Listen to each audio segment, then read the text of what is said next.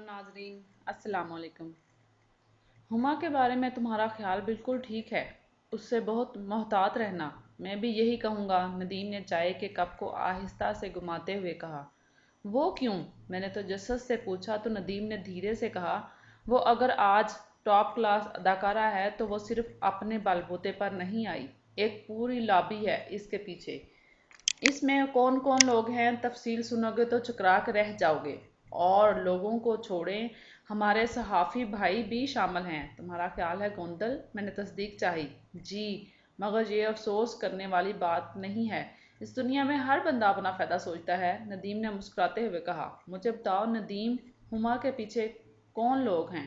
میں نے تیزی سے ایک خیال کے تحت پوچھا۔ شجاع بھائی، میں آپ کو سب کچھ بتا دینے کے لیے تیار ہوں، لیکن مجھے یہ بھی پتہ ہے کہ آپ نے اس شعبے میں نہیں رہنا، جو وقت گزرتا ہے اسے گزار لیں، میں ندیم نے مجھے سمجھانے والے انداز میں کہا۔ لیکن اس طرح تو میں اندھیرے میں نے جلدی سے کہا، کوئی بات نہیں ہے، میں ہوں نا، میں گوندل نہیں ہوں اور نہ ہی کسی طوائف کی کمائی سے حصہ دار ہوں۔ ندیم نے اپنے مخصوص احتجاجی لہجے میں کہا، چلو ٹھیک ہے، جیسے تم کہو، میں تم پر بھروسہ کرتا ہوں۔ میں نے بات ختم کرنا چاہی تو حسن نے بھی ہاں میں ہاں ملا دی۔ اسی موضوع پر باتیں کرتے رہنے کے بعد میں نے ندیم سے آڈیشن کے بارے میں مشورہ کیا۔ اس نے بڑے خلوص سے مجھے بہت ساری باتیں بتائیں۔ پھر شام کی چائے پی کر ہم وہاں سے اٹھ گئے، میں دفتر چلا گیا اور حسن نکل گیا۔ ندیم نے مجھ سے اسٹوڈیو میں ملنے کا وعدہ کیا تھا۔ شام ڈھل رہی تھی اور شفق ابھی واضح تھی۔ میں فریش ہونے کے بعد اپنے فلیٹ کی کھڑکی میں کھڑا کافی پی رہا تھا۔ میرے ذہن میں تیزی سے خیال گردش کر رہے تھے۔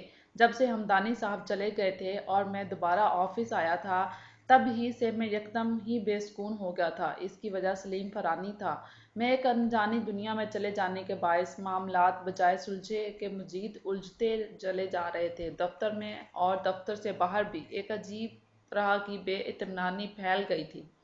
اگرچہ میں اپنے مخصوص ماحول سے نکلا تھا، جہاں صرف سیاست کی زبان ہی سمجھی جاتی تھی، لیکن شوبز کی دنیا میں آ کر بھی مجھے کوئی نئی نظر نہیں آ رہی تھی۔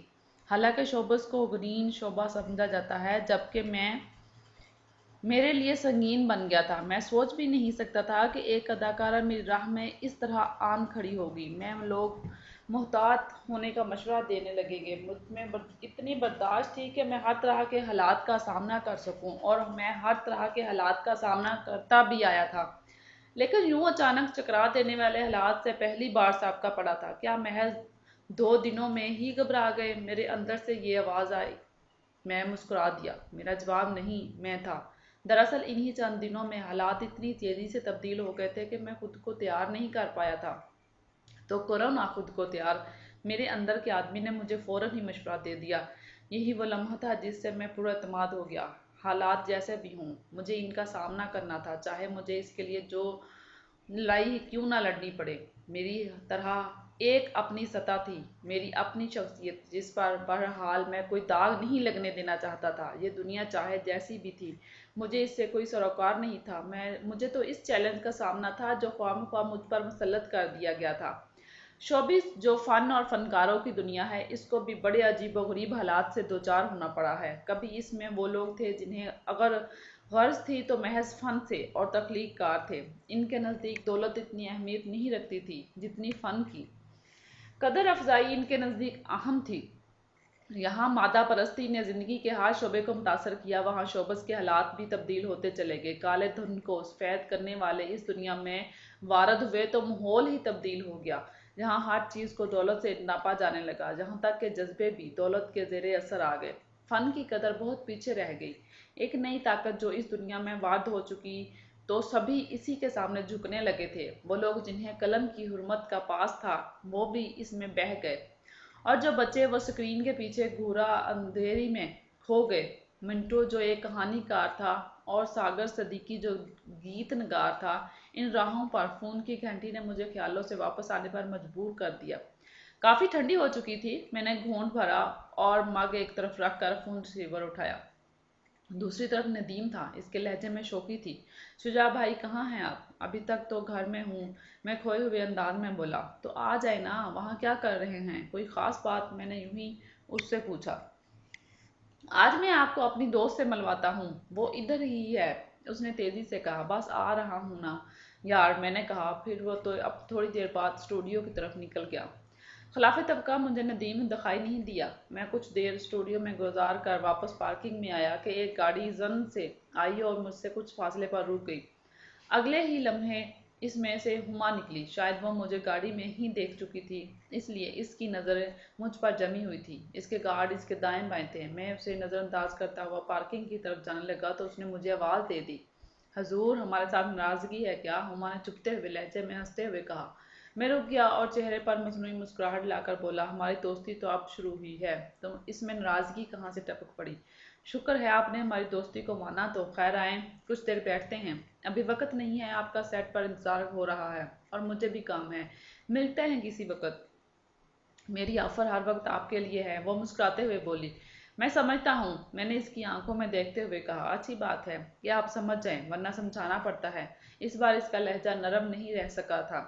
تب غصے کی ایک لہر میرے دماغ کو چڑھ گئی، تاہم میں نے ضبط کرتے ہوئے کہا، اصل میں کچھ لوگ ایسے ہوتے ہیں جو مجھے بہت جلد ہی بھول جاتے ہیں لیکن اس کا اظہار نہیں کرتے، کچھ سمجھتے ہوئے بھی نہیں سمجھنا چاہتے، اور کچھ لوگ سمجھنے کے بعد میں ہیں لیکن سمجھا پہلے دیتے ہیں، اس لیے تم بھی سمجھو، کہیں تمہیں سمجھانے کے لیے وقت نہ نکالنا پڑ جائے۔ سی یو ہائے۔ ہما نے میری اس بات کا کوئی جواب نہیں دیا، بس مجھے دیکھتی رہی۔ میں نے پارکنگ سے گاڑی نکالی اور اسے نظر انداز کرتا ہوا نکل پڑا۔ میں نے اسٹوڈیو کا گیٹ کراس کیا ہی تھا کہ ندیم کا فون آ گیا۔ بھائی کہاں ہو تم؟ میں نے پوچھا۔ یہیں ملتان روڈ پر ایک پی سی او سے فون کر رہا ہوں۔ آپ کہاں ہیں؟ اس نے پوچھا تو میں نے اسے بتا دیا۔ تب وہ بولا، چلیں آپ آ جائیں۔ اس کے ساتھ ہی اس نے پی سی او کا نام اور لوکیشن بتا کر فون بند کر دیا۔ تھوڑی دیر بعد میں وہاں پہنچ گیا۔ وہ سڑک کے ساتھ ہی ذرا ہٹ کر کھڑے تھے۔ اس کے ساتھ ایک نوخیز سی لڑکی تھی۔ میں نے اسے غور سے دیکھا، بلا شبہ وہ حسین لڑکی تھی۔ ایک ہی نظر میں اس کی کشش نے توجہ حاصل کر لی تھی۔ رسمی سی باتوں کے بعد ندیم بولا، شجاع بھائی میں اسے اسٹوڈیو نہیں لے جانا چاہ رہا تھا، ایویں خواہ نظروں میں آ جاتا، اور ابھی میں اس کے بارے میں بتانا بھی نہیں چاہ رہا ہوں تو بابا اسے کسی ریسٹوران میں لے جاتے، وہی تو چاہ رہا تھا۔ عام نے دیر سے آنے کا کہا تو ہم گھر سے ہی دیر کر کے نکلے۔ اوہ تو چلو سب چلتے ہیں، میں نے کہا۔ مجھے ایویں ذرا سا کام ہے، اسٹوڈیو میں بس گیا اور آیا۔ آپ اتنی دیر میں دونوں ہی بور نہیں ہوں گے؟ ہو سکتا ہے ہم کھانے کے بعد آپ ہی کے ہاں ٹھہر جائیں۔ ندیم ہنستے ہوئے بولا، مجھے یقین ہے کہ میرے آنے تک آپ اچھے خاصے بے تکلف ہو چکے ہوں گے، میں نے غائبانہ تعارف کرا دیا ہے۔ اس نے کہا تو میں نے وہیں سڑک پر کھڑے ہو کر اس سے بحث کرنا مناسب نہیں سمجھا، اس لیے میں نے سختی سے کہا، گاڑی میں بیٹھو۔ یوں وہ دونوں چپ چاپ گاڑی میں بیٹھ گئے۔ میں نے گاڑی بڑھاتے ہوئے کہا، تمہیں اگر بہت ضروری کام ہے نا تو ہمیں ڈراپ کر کے گاڑی لے آنا، پھر سکون سے اپنا کام کر کے واپس آ جانا۔ جی ٹھیک ہے، اس نے دھیرے سے کہا، اور پھر دبئی چوک کے اوپن ایئر ریسٹوران تک ہمارے درمیان خاموشی چھائی رہی۔ وہ پارکنگ ہی سے گاڑی لے گیا۔ سلمیٰ میرے سامنے والی میز پر بیٹھی اور میری جانب دیکھ کر مسکراتے ہوئے کہا، ندیم آپ کی بڑی تعریف کرتا ہے، حالانکہ اسے آپ سے ملے چند ہی دن ہوئے ہیں۔ ہاں ایسا ہی ہے، اور میں سمجھتا ہوں کہ یہ اس کی اچھائی ہے، میں نے بھی مسکراتے ہوئے کہا۔ اعتماد تو آپ پر ایسا ہے کہ جیسے برسوں سے آپ ایک دوسرے کو جانتے ہیں۔ وہ آنکھوں میں ہنستے ہوئے بولی، ہاں کچھ لوگ ہوتے ہی ہیں ایسے ہیں کہ پہلی نگاہ میں یہ احساس دے جاتے ہیں کہ وہ اپنے ہیں، میں نے سنجیدگی سے کہا۔ تب میں نے اس کا بھرپور جائزہ لیا۔ پہلی نظر میں اس کی آنکھیں متوجہ کر لینے والی تھی، قدرے کھڑی ناک کے ساتھ پتلے پتلے ہونٹ، لمبی گردن، سفید رنگ، خوب گھنے بال، اور پتلی سی اس کے بدن پر لباس اتنا زیادہ قیمتی نہیں تھا، کان میں پڑے بندے شاید سونے کے رہے ہوں گے۔ ہمارے بیٹھنے کے تھوڑی دیر بعد بیرا آ گیا۔ میں نے فی الحال اسے کولڈ ڈرنک لانے کو کہا۔ وہ واپس مڑ گیا اور ہمارے درمیان باتیں شروع ہوئیں۔ وہ بھی ای ایس سی کر چکی تھی اور اب مزید پڑھنے کے لیے یونیورسٹی میں داخلہ لینے کی کوشش میں تھی۔ ندیم سے اس کی ملاقات چند ماہ پہلے ہی ہوئی تھی۔ اصل میں وہ شوبز میں آنا چاہ رہی تھی، بقول اس کے یہ اس کی خواہش ہی نہیں بلکہ مجبوری بھی تھی۔ میں نے یہ تو معلوم نہیں کیا کہ اس نے اپنے بارے میں کیا کیا خواب دیکھے ہیں اور اس نے شوبز ہی کو کیوں چنا، تاہم میں اتنا ضرور جانتا تھا کہ اگر کوئی اسے سہارا دے دے تو اس میں اتنی صلاحیت لگتی تھی کہ وہ اپنا نام بنا جائے۔ اب اس کی تقدیر کیا تھی میں اس بارے میں کچھ نہیں کہہ سکتا تھا۔ وہ اپنی خواہش یا مجبوری کے تحت شوبز میں آنے کا سوچتی بھی رہی، لیکن انتہائی محتاط انداز میں۔ پھر کالج فنکشن میں نمایاں طور پر سامنے آ جانے کی وجہ سے ایک خاتون رپورٹر سے اس کا رابطہ ہوا تو اس نے ندیم سے ملوا دیا۔ یوں یہ تعلق دوستی میں بدل گیا۔ میں نے اس کے گھریلو معاملات جاننے کی ذرا بھی کوشش نہ کی اور نہ ہی مجھے اس کی ضرورت تھی۔ بس یوں ہی شوبز کے حوالے سے اس کے ساتھ باتیں کرتا رہا۔ میں باتیں کرتے کافی وقت گزر گیا لیکن ندیم نہ پہنچا۔ مجھے اس پر غصہ آ رہا تھا کہ اگر اسے دیر لگا کر آنا تھا تو پہلے ہی بتا دیا، پھر اسے فون کر دینا چاہیے تھا۔ مجھے وقت کا احساس اس وقت ہوا جب میرا دوسری بار پوچھ کر چلا گیا۔ میں نے جھنجھلا کر پوچھا، اسے ایسا پتہ نہیں کیا کام پڑ گیا جو ابھی تک نہیں پہنچا؟ مجھے بھی خیال آ رہا تھا لیکن میں نے اظہار نہیں کیا۔ سلمیٰ نے دھیرے سے کہا، کیوں نیتا سے تھوڑی سی سزا دے دی جائے؟ میں نے مسکراتے ہوئے کہا، کیا مطلب سزا کیسے؟ وہ بولی، ہم کھانا کھا لیتے ہیں اور جب آئے گا تو دیکھ لیں گے، میں نے کہا اور اشارے سے بیرے کو بلا لیا۔ اسے آرڈر لکھوایا تو وہ چلا گیا۔ مجھے اس کی بات سمجھ نہیں آ رہی تھی کہ ندیم نے دیر کیوں کر دی۔ اس وقت تک سلمیٰ کی جھجک دور ہو چکی تھی لیکن ندیم کے نہ آنے کے بعد سے ایک عجیب سے وسوسے نے مجھے آن گھیرا۔ سلمیٰ کا وجود مجھے کھٹکنے لگا۔ محض چند دن کی ملاقات اور ندیم پر بھروسہ کہیں کسی اور ہی کہانی کی بنیاد نہ بن جائے۔ آخر وہ مجھے اس سے کیوں ملوانا چاہتا تھا اور پھر میرے پاس چھوڑ کر وہ خود غائب ہو گیا؟ آخر یہ کیا معمہ ہے؟ ابھی سارا دن پچھلی رات کے ہونے والے واقعے کی باز گشت ختم نہیں ہو پا رہی تھی اور اب کیا سوچنے لگے آپ؟ سلمیٰ نے مسکراتے ہوئے بڑی ادا سے کہا کہ یہی کہ ندیم کیوں نہیں آیا۔ میں واقعی اس کے بارے میں پریشان ہو گیا ہوں۔ وہ ایسا ہی ہے، کبھی کبھی مجھے اس کا بہت انتظار کرنا پڑتا ہے۔ وہ بولی، یہ اچھی بات تو نہیں ہے نا؟ میں نے دھیمے لہجے میں کہا، ہاں اچھی تو نہیں لیکن بس چل رہا ہے۔ سلمیٰ نے کندھے جھکا کر جواب دیا۔ کھانے کے دوران ایسے ہی ہلکی پھلکی باتیں چلتی رہیں جبکہ میرے اندر کے وسوسے زیادہ شدت سے مجھے اپنی طرف متوجہ کرنے لگے۔ وہ شوبز کی دنیا سے چانس کی تمنا رکھتی تھی، ایسا چانس تو دھماکہ خیز ہو، ایسا نہیں کہ بس چھوٹے چھوٹے کرداروں کے سہارے آگے بڑھا جائے۔ آہستہ آہستہ وہ کھل رہی تھی۔ مجھے احساس ہو گیا کہ وہ کیا چاہتی ہے لیکن میں نے اپنے احساس کا اس پر اظہار نہیں کیا۔ میں فطری طور پر خاموش ہو چکا تھا، بس اس کی سنتا رہا۔ نہ جانے کیوں میں اس وقت سلمیٰ سے جان چھڑا لینا چاہتا تھا۔ اس وقت ہم کھانے کے بعد کولڈ ڈرنک پی رہے تھے کہ میرا فون بج اٹھا۔ میں نے جلدی سے آن کر کے ہیلو کہا تو ایک اجنبی سی آواز تھی۔ میں نے پوچھا، آپ شجاع صاحب ہیں؟ جی فرمائیے، میں شان ہسپتال سے بات کر رہا ہوں۔ آپ کے دوست ندیم کو حادثہ پیش آ گیا ہے، وہ ادھر ہمارے پاس پہنچ چکے ہیں، انہوں نے اطلاع کرنے کے لیے کہا ہے۔ وہ خیریت سے ہیں؟ میں بوکھلا گیا تھا۔ اتنا زیادہ سیریس نہیں ہے، آپ خود آ کر دیکھ لیں، اس نے غیر جذباتی انداز میں کہا تو میں نے اس کا پتہ سمجھ کر فون بند کر دیا۔ خیریت؟ سلمیٰ نے بھویں سکڑ کر پوچھا۔ نہیں خیریت نہیں ہے، ندیم کو حادثہ پیش آ گیا ہے، آؤ چلیں۔ میں نے جلدی سے بل ادا کیا اور رکشے میں جا بیٹھا۔ میں قدرے پریشان ہو گیا تھا۔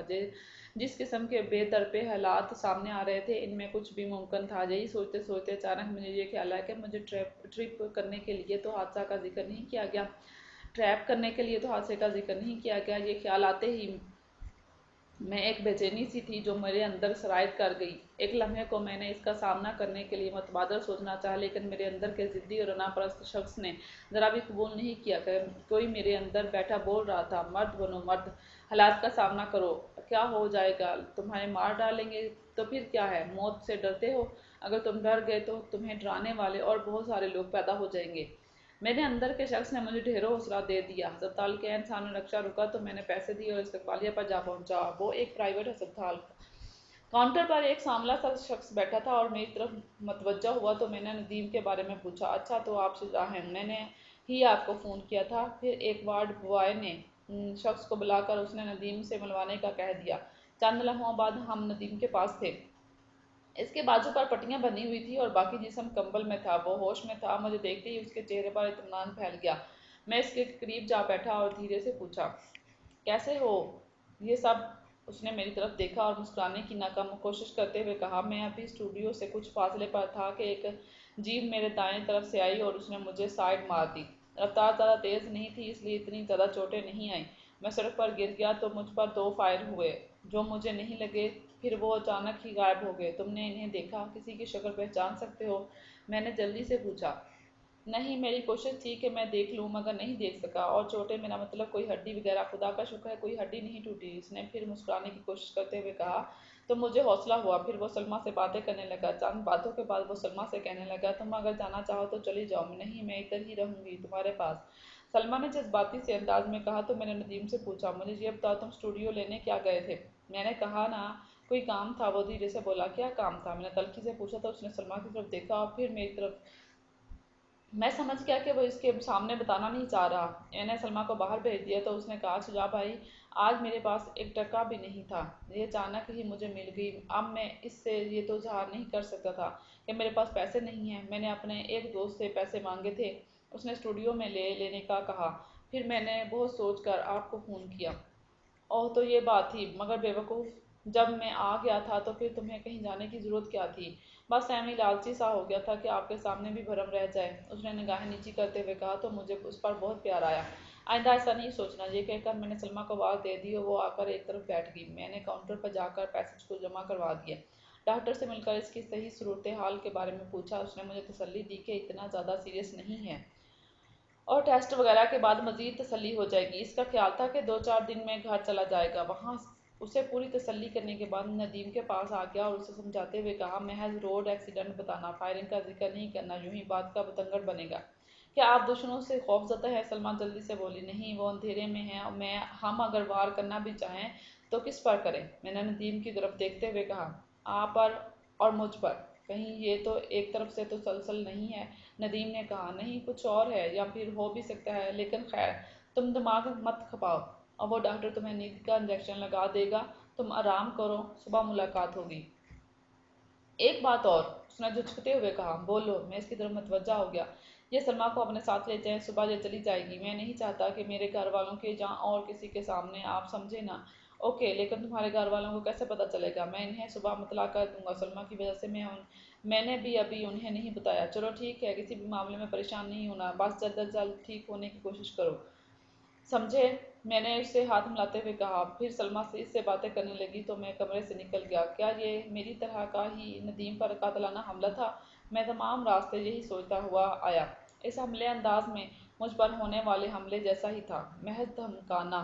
وہ کس کے کہنے پر ہی یوں حملہ آور ہو رہے تھے؟ ان کی پشت پر کون ہو سکتا تھا؟ میں اسی سوال کا جواب چاہتا تھا۔ میرا گمان مجھے یہ کہہ رہا تھا کہ وہ جو کوئی بھی ہے، خود سامنے آنے کی بھی کوشش نہیں کرے گا، اسے مجھے ہی ڈھونڈ نکالنا ہوگا، اور اس کے لیے برداشت اور حوصلہ چاہیے تھا۔ میں بھڑک کر کوئی ایسی غلطی نہیں کرنا چاہتا تھا جس سے میرے ارد گرد اندھیرا ہی رہے اور میں روشنی نہ پا سکوں۔ مجھے ندیم کے زخمی ہو جانے کا بے انتہا دکھ تھا۔ یہی دکھ میرے اندر کے وحشی پن کو جگانے کا باعث بن رہا تھا۔ حالات مجھے برداشت کرنے اور حوصلہ نہ ہارنے کا اشارہ کر رہے تھے۔ یہ تضاد میرے اندر ایک نئی قسم کی کشمکش پیدا کرنے کا محرک بن گیا تھا۔ میں نے فلیٹ کا دروازہ کھولا تو میں نے دھیرے سے پوچھا، آپ یہاں تنہا رہتے ہیں؟ میں نے ہنگارہ بھرا اور بتیاں روشن کر دیں۔ وہ ایک صوفے پر بیٹھ گئی تو میں نے پوچھا، کچھ کھاؤ پیو گی؟ تو میرا تو دل نہیں چاہ رہا، لیکن آپ چاہیں تو میں آپ کو بنا دیتی ہوں۔ مجھے اس وقت کافی کی شدت سے طلب ہو رہی تھی اور میں نے ابھی کام بھی کرنا ہے۔ میں ابھی بنا دیتی ہوں، کچن کدھر ہے؟ بولتے ہوئے بولی۔ پھر میرے بتانے پر وہ کچن کی طرف بڑھ گئی اور میں باتھ روم سے فریش ہو کر لکھنے کی میز پر آ بیٹھا۔ میں نے کاغذ سیدھے کیا اور سب کچھ ذہن سے نکال کر ایڈیشن کے بارے میں سوچنے لگا۔ کچھ ہی دیر بعد وہ کافی کا مہکتا ہوا مگ لے کر آ گئی۔ اپنے لیے نہیں بنائی؟ میں نے پوچھا۔ نہیں، میرا جی نہیں چاہ رہا، وہ میرے پاس کھڑے کھڑے بولی تو میں نے کہا، سلمیٰ، مجھے کام کرتے ہوئے شاید دیر ہو جائے، تم جاؤ، سو جاؤ، میں معذرت خواہ ہوں کہ تم سے باتیں نہیں کر پا رہا ہوں۔ نہیں، ایسی کوئی بات نہیں، گڈ نائٹ۔ وہ یہ کہتے ہوئے مڑ گئی اور میں نے اپنی پوری توجہ لکھنے کی طرف مرکوز کر لی۔ صبح معمول کے مطابق ہی میری آنکھ کھلی۔ نیند کا خمار مجھے بستر سے اٹھنے نہیں دے رہا تھا، مگر جی نہ چاہنے کے باوجود میں اٹھ گیا۔ میں نے اپنے بیڈ روم کا دروازہ کھولا تو سامنے ہی سلمیٰ اخبار پڑھنے میں منہمک تھی۔ تبھی میرے ذہن میں آیا کہ وہ بھی یہی موجود ہے۔ آہٹ سے اس نے میری طرف دیکھا اور مسکرا دی۔ جواباً میں بھی مسکرا دیا۔ آپ تو ابھی سے اٹھ گئے، میں تو سوچ رہی تھی کہ آپ کافی دیر سے اٹھیں گے، سلمیٰ نے خوش دلی سے کہا۔ برسوں سے عادت ہے، میں اس لیے آنکھ کھل گئی۔ پھر میں نے اس کی طرف دیکھتے ہوئے کہا، لگتا ہے تم فریش ہو چکی ہو۔ جی، آپ نہا لیں، میں ناشتہ بنا دیتی ہوں۔ کیسا کرتے ہیں ناشتہ؟